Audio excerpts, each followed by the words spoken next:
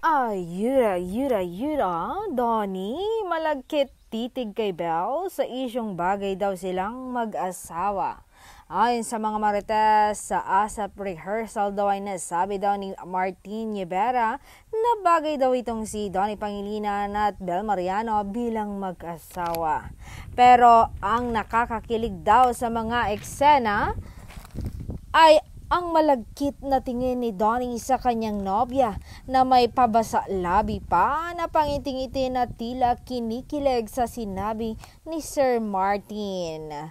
Parang sinasabi rin niya na alam ko, bagay na bagay kami ni Belle.